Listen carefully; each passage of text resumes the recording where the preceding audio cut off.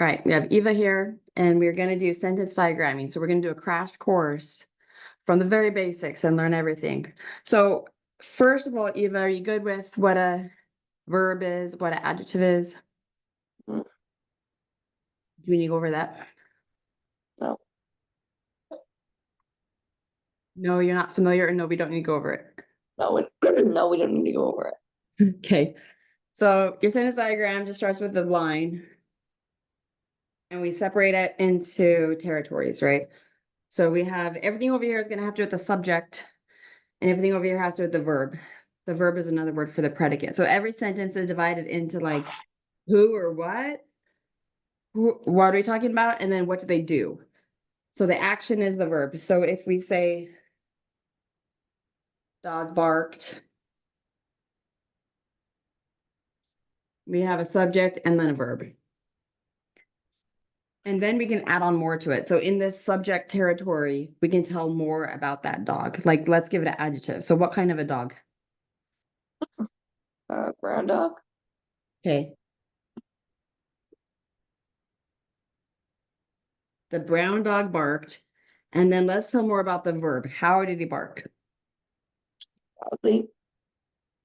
Loudly. So now we have the, an, and the, those are articles. Brown is telling us about the dog, so that's an adjective. Also, an adjective could be a possessive word. Like, whose dog is it? My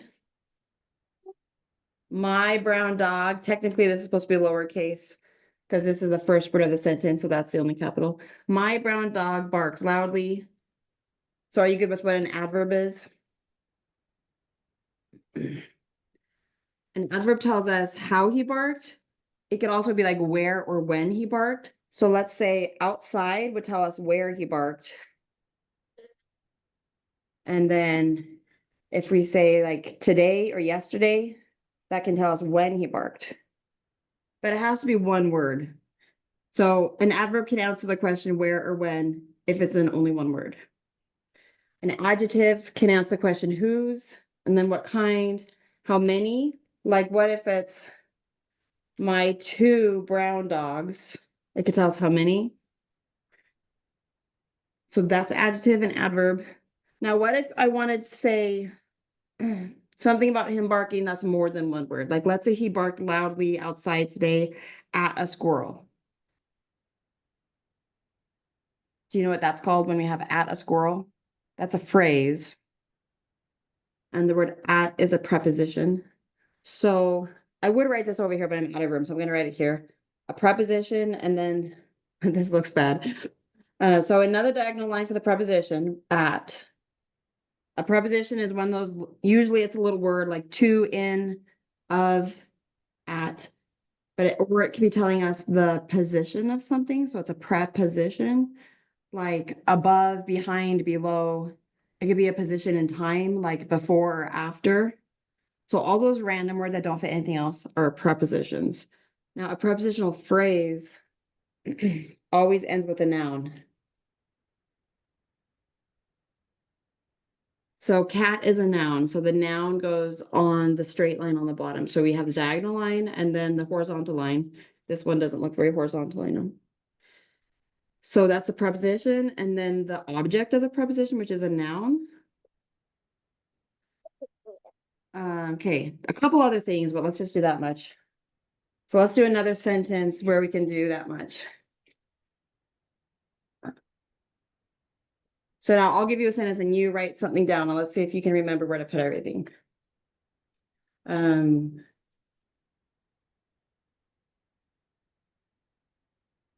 Our favorite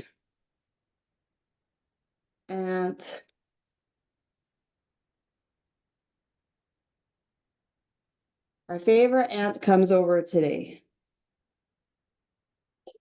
So your first job is to identify what's the subject and what's the verb. Those are your main 2 words, right? Everything else is probably going to be on a diagonal line. So an adjective or an adverb will be on the diagonal line below. So let's see if you can get that one.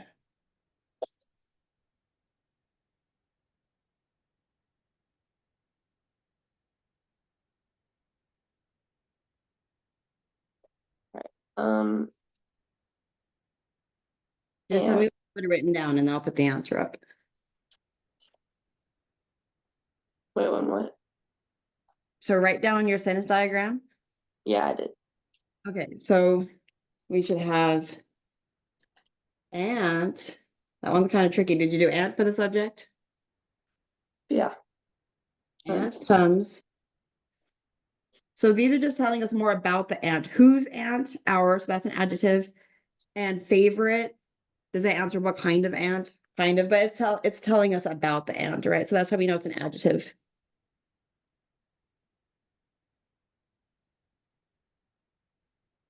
And where does she come? Over, or maybe that would answer the question how. Either way, it's modifying a verb, so it's an adverb. And when does she come? Today. Is that what you wrote? Yeah. Okay, cool. Okay, wait, I'm gonna add more to it. Now let's say I gotta move this over. Create some space. Now let's say she's coming over today for Thanksgiving. Now we have a phrase. The words for and Thanksgiving have to go together because it forms a phrase together. So we have the preposition and then the noun. Thanksgiving is a proper noun, right? It's the name of a holiday. So do you remember how to do a prepositional phrase? You just add another line. Another diagonal, but then we have to have this horizontal with it. And I don't have enough room, so I just put that for Thanksgiving.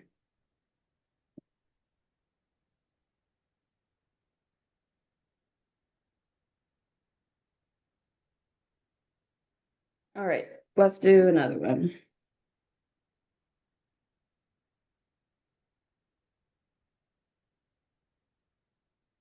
In the morning,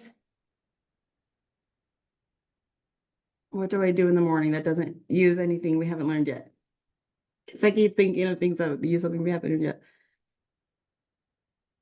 In the morning, we might as well just learn the next thing then. I eat breakfast. Okay, this one doesn't have any adjectives or adverbs. We could do I eat. Okay, we'll add one after we diagram it. So the new skill that this sentence has is a direct object. So when you have a subject and a verb, I eat, and then you can answer that verb by saying, we ask the question, what?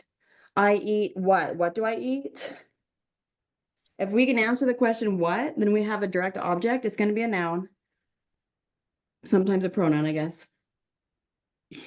So then there's this extra space over here. So we have the noun, the verb. Well, this is a pronoun in this case. I should have said subject. Your subject can be a noun or a pronoun. Subject, verb, and then your direct object, the thing that you eat. All right. If I said in the morning, I brush my hair, then it would have been I brush hair because hair is the thing that I'm brushing. Now, where do we put in the morning? Down on the bottom. So with prepositional phrases, we have to think about what it's modifying, right? So what's in the morning? Am I in the morning? Like I stopped existing in the afternoon? That wouldn't make sense. So I'm eating breakfast in the morning, right? So eat has the preposition phrase in the morning. Oh, and I know I'm not doing my capitalization correctly. So we're supposed to, well, I would be capital either way, of course. If we capitalize this I, it's telling me that I'm starting my sentence with that word. In the morning, I eat breakfast. Okay, so now let's say I eat a delicious breakfast. Can you add that part? A delicious breakfast? I'm gonna just go, let's see. Beneath breakfast and put like delicious.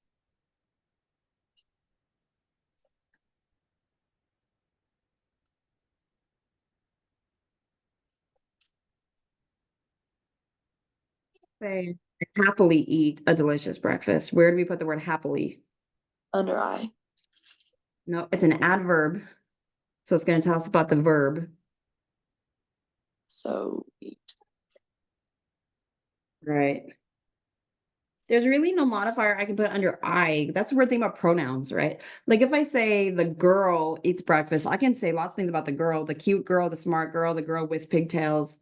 mhm. But when you use a pronoun, it's just weird. Like we never modify, we don't say like the smart I, right? So we don't modify a pronoun.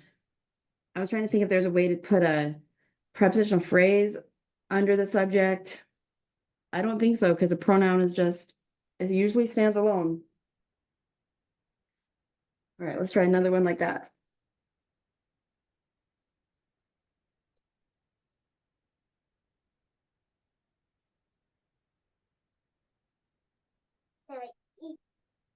Okay, this one's going to be another thing we didn't learn. I gave a gift to my fun friend for her birthday. We have two prepositional phrases here. To my fun friend for her birthday. Do you see how they both start with a preposition and they both end with a noun? So that's the pattern we're looking for to sort out the prepositional phrases. So with those aside, do we see a subject and a verb? And then we have an extra word. What's that? A friend. Birthday. A direct object. Okay, so go ahead and Oh, diagram this. So with your prepositional phrases, you're going to be thinking, what do they modify, right? Like to my fun friend, is that telling me about the I or the giving or the gift? Well, that's confusing. Put it that way. They're going to go under the verb gave because I gave it to my friend. I gave it for her birthday.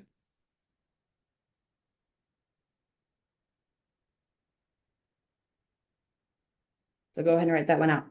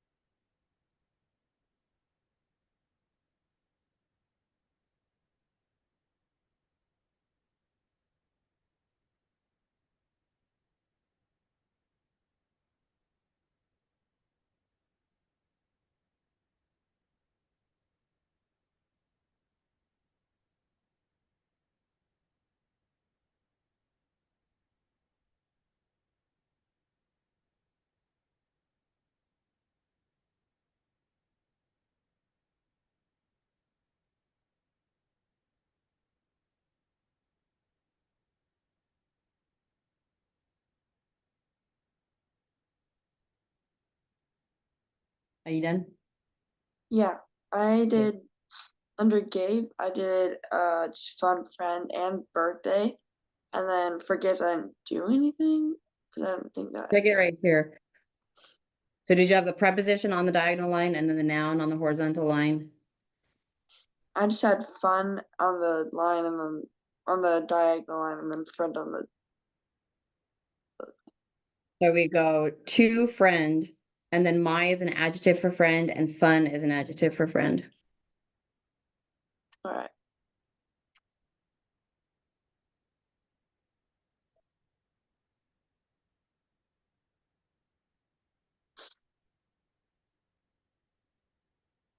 And we Like that pigtails idea. So we'll do the girl with pigtails drew a nice picture in class.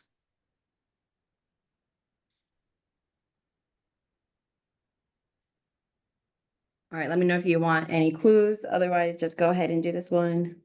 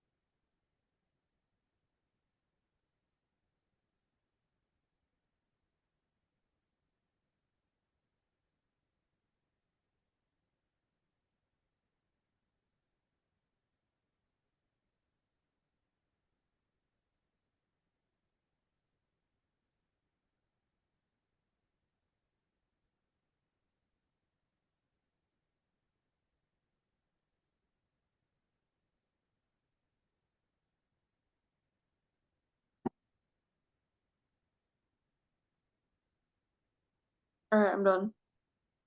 What you got? What'd you do? Sorta. I said girl drew picture, and then under girl I said with pigtails drew a nice picture in class. So did you get that the picture is your direct object? No. So remember the question, what? What did she draw? A picture. So that tells us we have a direct object. Mm. So drew in class, you got the class is the place where she drew. And then a nice, we're modifying the word picture. All right, so do you understand that now? Yep. All right, let's do another one like that.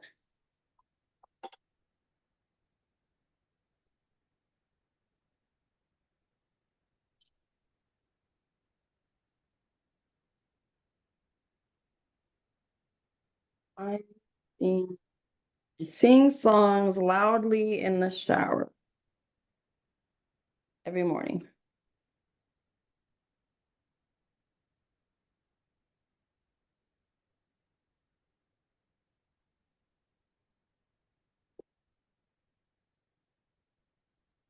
Okay.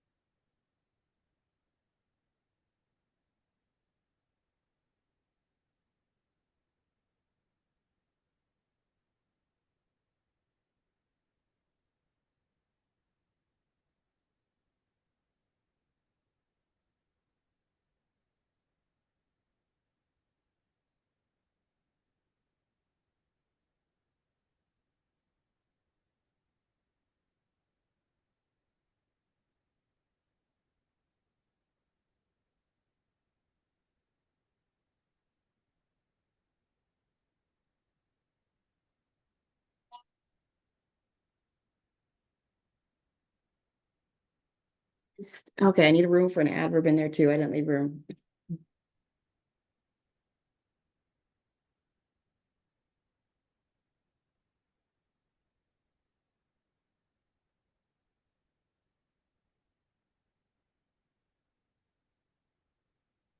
Hey, did you get this even? So I or sing songs loudly for like the top three instead of I sing songs. Right. So we need to remember. So this section is for the direct object. What am I singing? And then loudly will be an adverb telling us how we're singing. So it has to go under sing. So make it look like this because we're gonna add on to it. Mhm.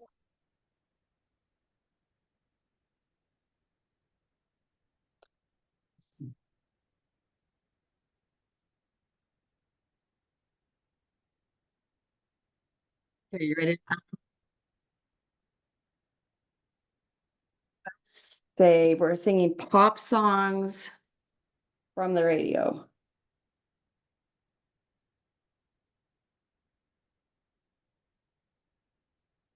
So now we have more stuff to add on to songs. What is that going to look like when we add pop songs? That's an adjective from the radio. That's a prepositional phrase. So can you add those onto songs?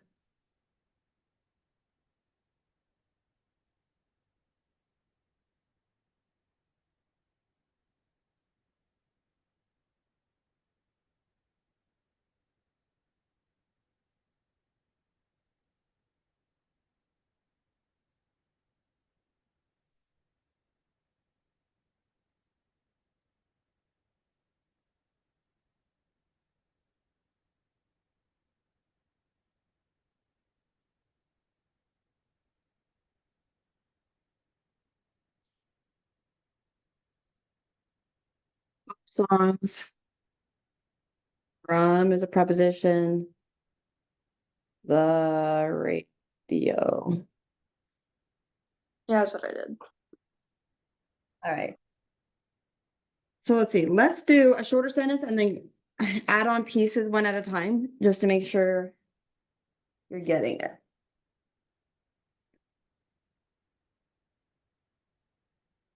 I played kickball. Kickball is one word. Okay, so I do that much. I played kickball.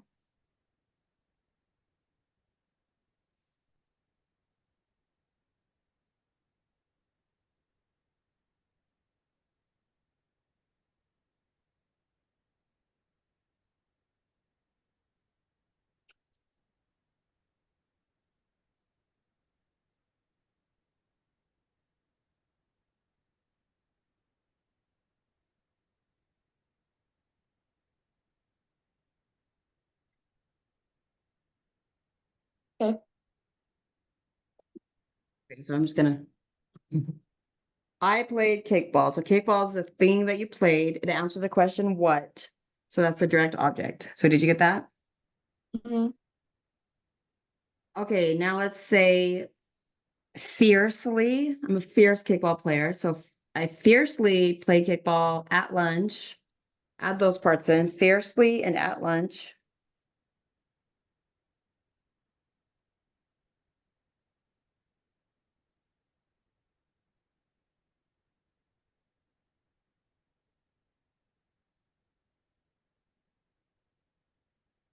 Okay. So those should both be under played. Hmm. And then did you get at lunch written like this? No, I just did on a diagonal line right next to fiercely, like under it. Okay, so you forgot to put a hinge there. Yeah. Make that horizontal for the object. Yeah. Okay, and then what about with my friends? Remember to do it this time. With my friends, prepositional phrase again.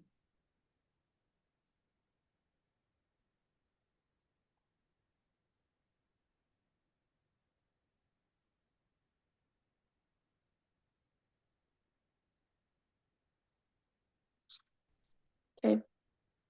So that should be underplayed.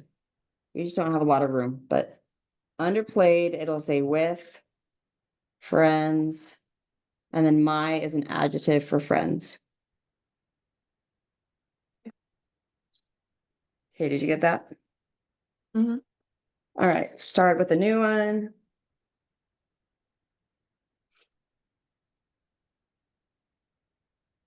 Um,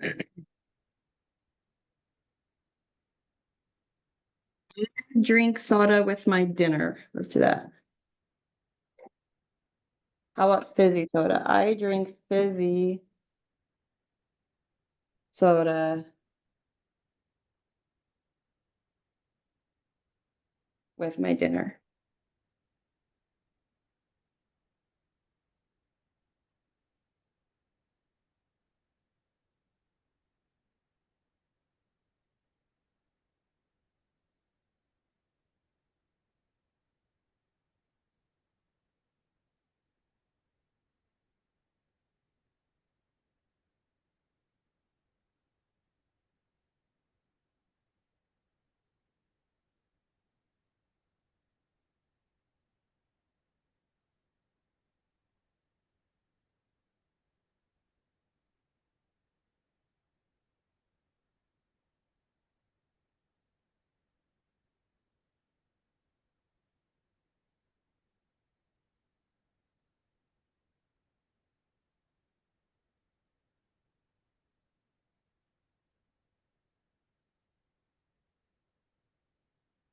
What you do on this one?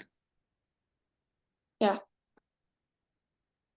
So this one's a little bit confusing. Like, should you put the prepositional phrase under soda? Because it's talking about, it seems like it's referring to soda, right?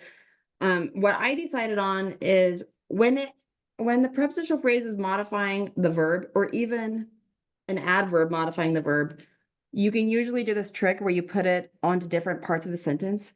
So you could see at like you could put this at the beginning of the sentence. With my dinner, I drink fizzy soda. Or you could put it in the middle. I drink with my dinner, fizzy soda. Or you could put it on the end. I drink fizzy soda with my dinner. So usually the verb, when you modify the verb, you're allowed to like move it around. Do you see how I could say what's an adverb for that? I don't know, let's just say always.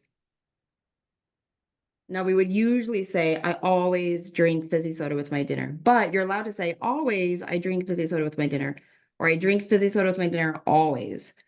So when something's modifying the verb, you're allowed to move it around to different places of the sentence. And you know what? A sentence diagram isn't going to tell you that. Like it tells you what the first word of the sentence is because it's going to be capitalized. But other than that, you don't know what order it's in. But that's kind of like the point. It's like it doesn't matter what order it's in. This shows us what is modifying what. It shows us the patterns and the relationships between the words. But after that, you're allowed to put them in whatever order you want, right?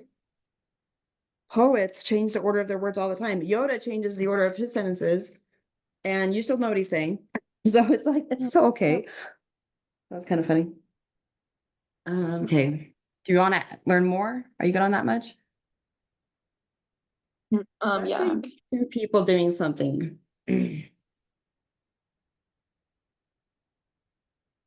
My mom and I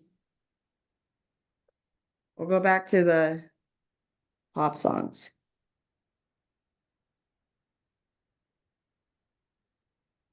Okay, so now we have two people doing the same thing. So this, we're gonna have our subject, our verb, and then the direct object. I'm just leaving the subject blank. My mom and I sing. And what do we sing? Songs. So that's the direct object. What kind of songs? Pop songs. All right. So this subject territory is going to split off. It's going to branch into two different ones like this. So we go, my mom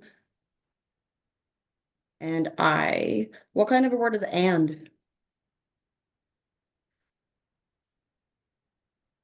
Um. Maybe this will be familiar. It's called a conjunction. Oh yeah. So we Oh put yeah. our conjunction on a dotted line in between these two things. So this is showing us we have two different subjects. It's called a compound subject, and we're joining them together with a conjunction. So there's two people who do the verb, right? Who sings songs? Well, I sing songs and my mom sings songs. So you have two different subjects there. So remember that there's a dotted line and we write that vertically. So let's do another one like that. And let me know if you need to be done. Let's go and otherwise we'll go for like 10 more minutes. Um, Andrew and Bob play basketball on Tuesdays. Fine. Okay, try that one.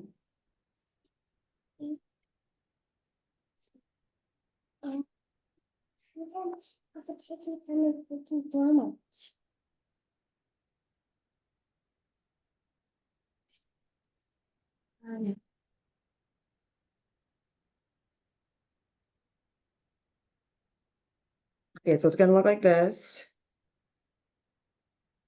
I'll put the diagram out and then you fill in the words.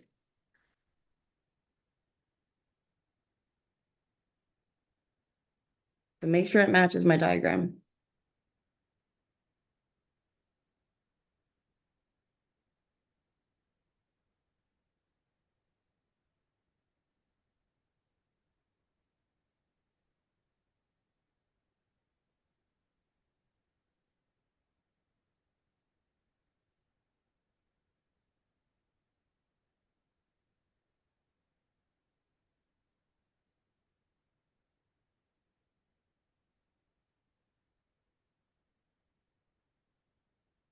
Um.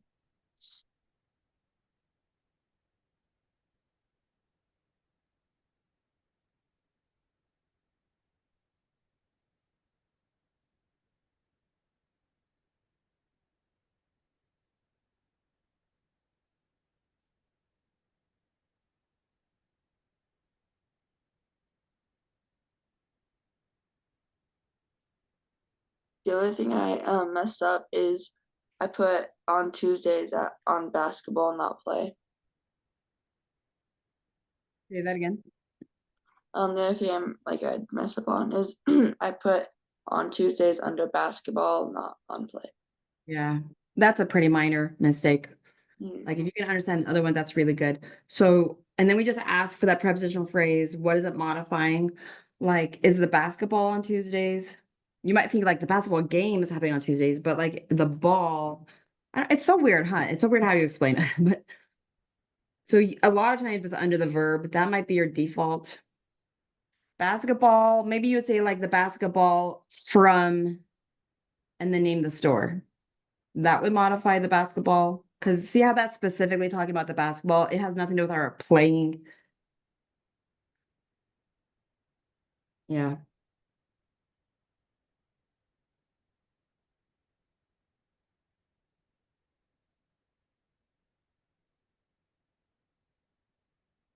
Mm.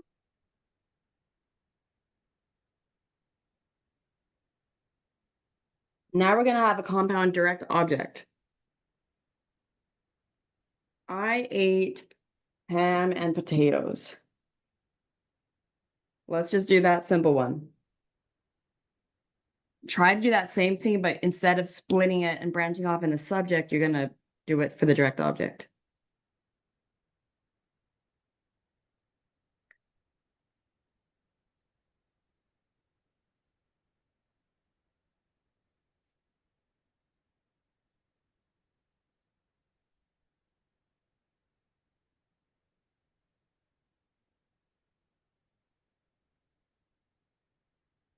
Okay, I'm done. Still always have these lines. These are very important lines to separate I call them the territories. Everything that has to do with the subject, everything that has to do with the verb, now the direct object, ham and potatoes. All right. You got it? Yeah. Okay, what if we have two different verbs? Same thing, but we're just going to split it in the middle and it's going to come back together at the end. Let's do I washed and waxed my car. We have two verbs.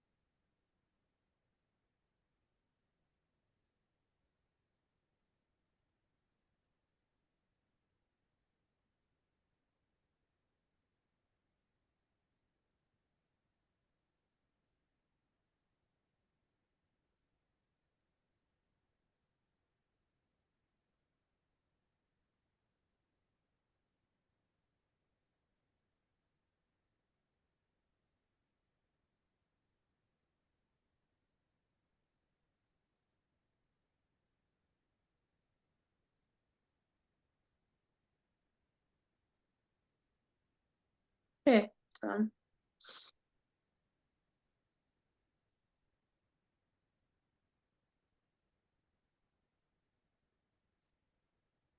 Okay, does it look like this? Yep. Okay, what about my new car? Add the word new.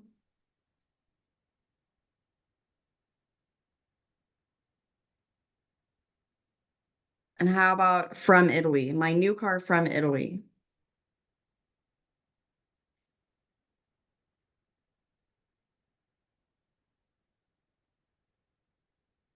Squeeze a lot in here.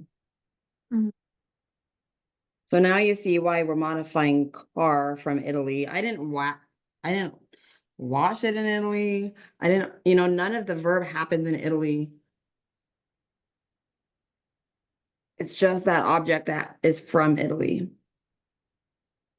Now, if I say I bought my car in Italy, then it would be under bought because we're talking about the actual purchase. But in this sentence, we're not talking about buying the car, right? We're talking about washing and waxing the car. All right, did you check it? Yeah. Okay.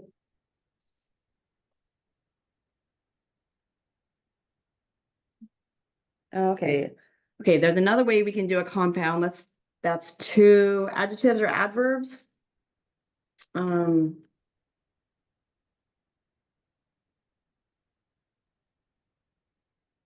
Oh, no, that's not gonna work. The smart and sassy girl. So we're gonna have these two adjectives together on their own branch for girl. The smart and sassy girl. What did she do? Aced her test.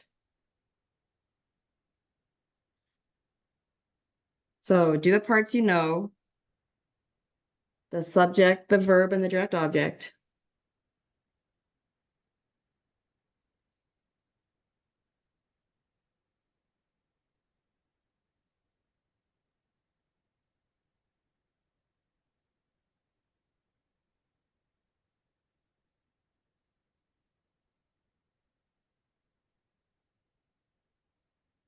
We have the girl. What did she do? She aced. What did she ace? Her test. That's why those fit in there. So we have to add her test. Okay, smart and sassy is telling us about the girl. Okay, let's start with the. So now we're going to build our own little branch here that has those two adjectives in it. Smart and sassy. So see how we do that? Mm-hmm. Now we don't talk like that a whole lot with adjectives and adverbs. I think we would usually just go the smart, sassy girl. We would just use two separate adjectives, right? And if we wrote it like that, they would just be separate. So it's all, even though it means the same thing, it's all in how you actually use the words in the sentence. So then we would go the smart, sassy girl aced her test. To the difference. Okay, well, let's stop there. There's a few more things. That's a pretty good rundown of everything, but there's a few more concepts that we can cover, and we can do that next week. All right. Let me stop this.